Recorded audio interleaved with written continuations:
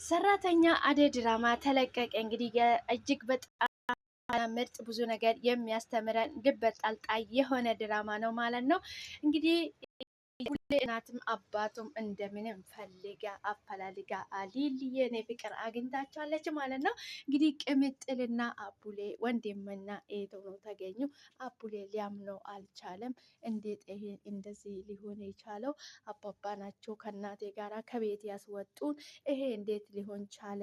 እያለ እንግዲህ ከሊሊ ጋር ክርክር ውስጥ ገብቷል። ምንም ላምነው አልቻልኩም፣ እንዴት ሊሆን ቻለ እያለ ማለት ነው።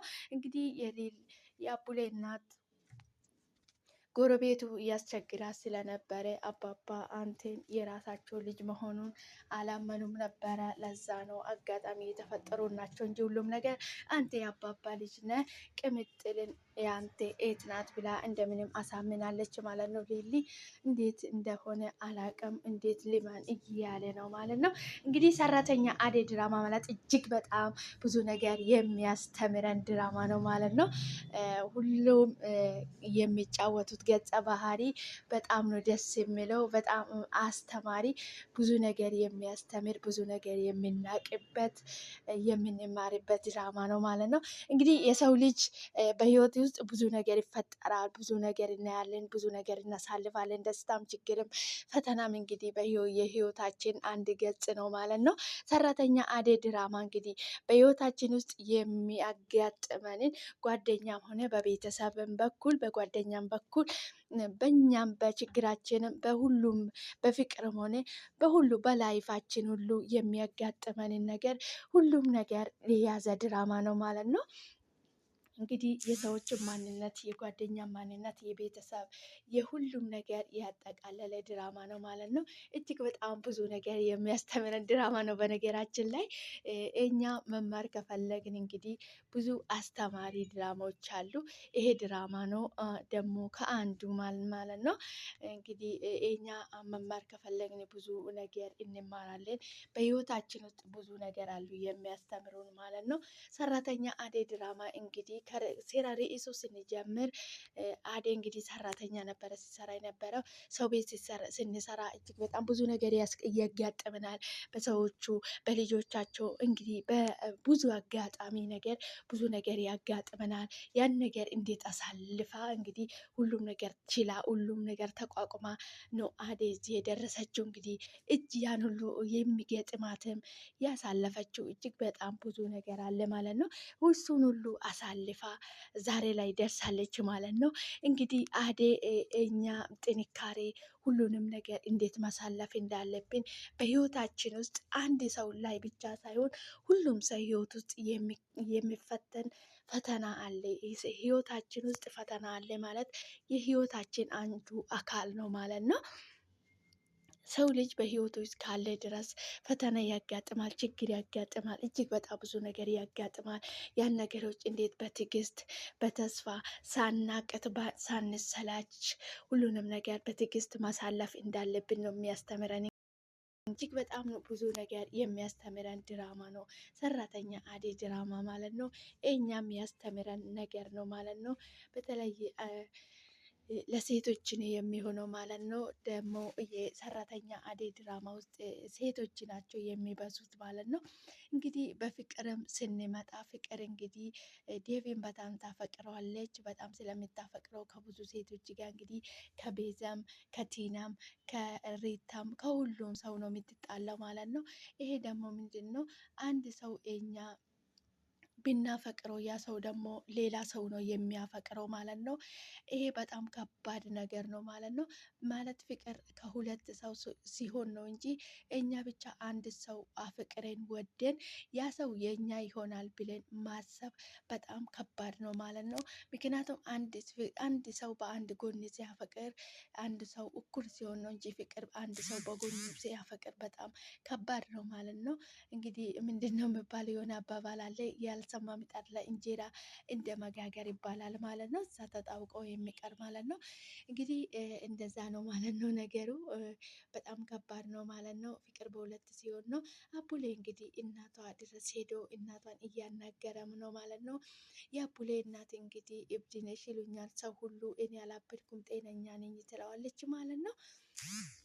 ቅምጥልዬ እንግዲህ በጣም ደስ ብላለች፣ ተረጋግታለች። እንደ በፊቱ አይደለችም። አሁን ረጋ ያለች ልጅ ሆናለች ማለት ነው። በጣም ነው ደስ የሚለው።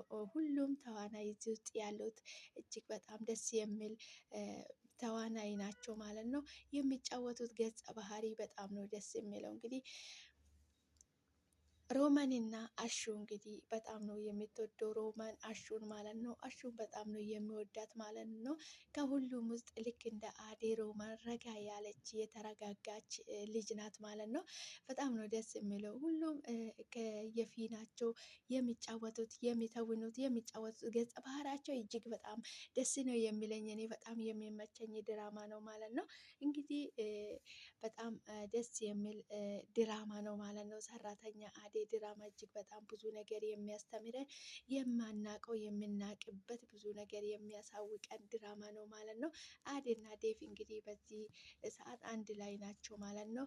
አዴ ዴቭ ላይ በጣም ተናዳበት ነበረ ማለት ነው። ስለ ቤተሰቦች ስለ እኔ ለመናገር ለምንድን ነው ያፈርክ እያለች ከዴቭ ጋር ስትጣላ ነበረ። ዴቭ ደግሞ አንቺ የሰው ቤት ሰራተኛ ሆነሽ እንዳገኘውሽ ቤተሰቦቼ እንዲያውቁ አልፈልግም። ምክንያቱም ለአንቺ ያላቸው ክብር እንዲወርድ አልፈልግም። በቤተሰቦቼ ፊት እንድትከበሪ ነው የሚፈልገው። ለዛ ነው ያንቺን ማንነት አልተናገርኩት እንጂ እኔ በአንቺ አፍሬ አይደለም። እኔ መቼም በአንቺ አላፍርም፣ ወድሻለሁ፣ አፈቅረሻለሁ ብሏታል ማለት ነው።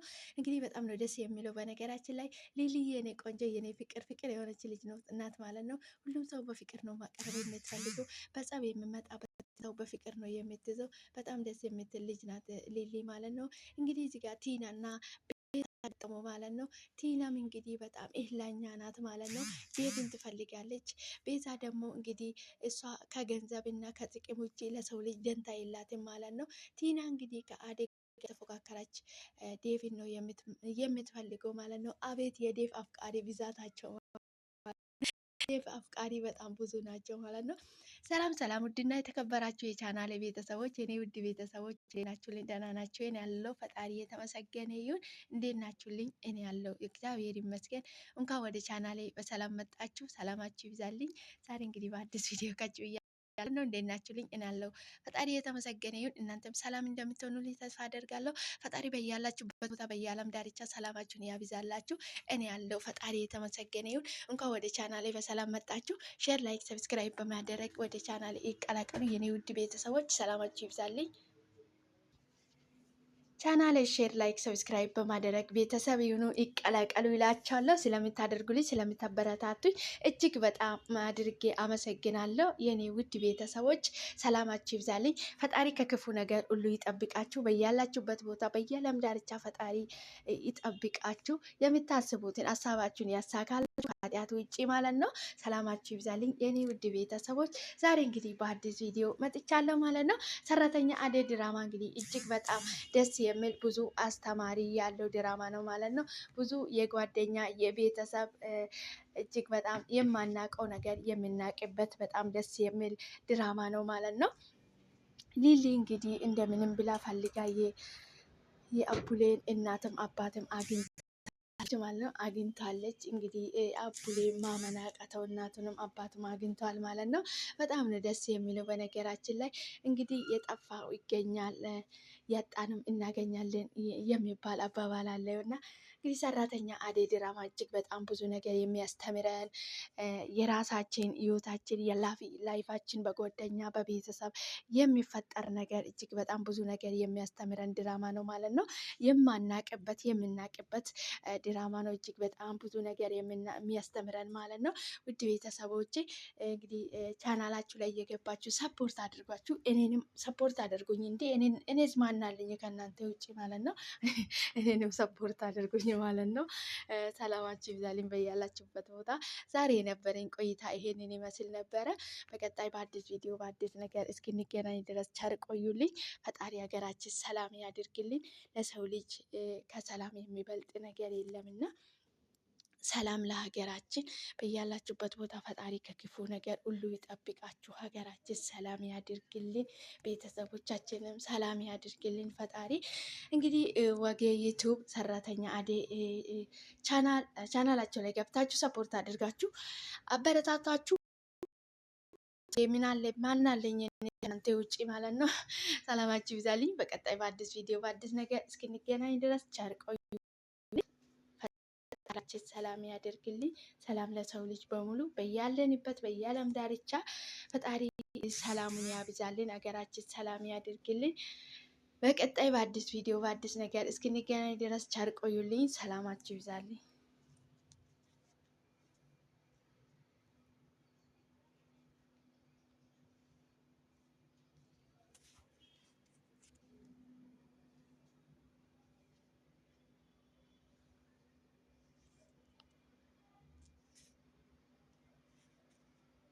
ወደ ቻናሌ ስትመጡ ሼር፣ ላይክ፣ ሰብስክራይብ በማድረግ አበረታቱኝ። መልካምነት ለራስ ነው፣ አይከፈልበትም። ከኛ ምንም የሚጎል ነገር የለም።